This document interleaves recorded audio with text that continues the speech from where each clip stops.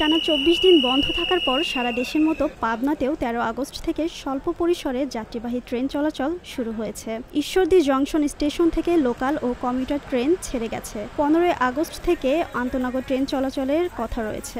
এদিকে দীর্ঘদিন বন্ধ থাকার পর ট্রেন চালু হওয়ায় স্বস্তি দেখা গেছে যাত্রীদের মাঝে। এখানে বৃদ্ধ শ্বশুর কষ্ট পাচ্ছে, আমি এখানে আটকাই গেলাম।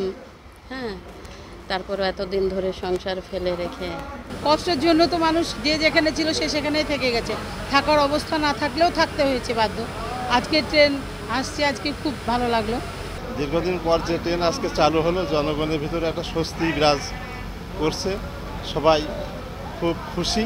১৩ আগস্ট ভোর ৫টার দিকে ঈশ্বরদী স্টেশন থেকে ঢাকা অভিমুখে একটি 99 আপ কমিউটার এবং ৭টার দিকে রহনপুর অভিমুখে একটি কমিউটার ট্রেন ছেড়ে যায়। এছাড়া রাজশাহী থেকে সকাল ৮:১৮টায় ছেড়ে আসা মহানন্দা এক্সপ্রেস ট্রেনটি 10:30টায় ঈশ্বরদী রেল স্টেশন থেকে খুলনা অভিমুখে যাত্রা করে। 99 ঢাকা কমিউটার ভোর ৫টায় গেছে। তারপরে হচ্ছে আপনার রহনপুরে যেটা ঈশ্বরদী থেকে চাপাইয়ের দিকে যেটা যায় কমিউটার এক্সপ্রেস, সেটা সকাল ৭টায় গেছে।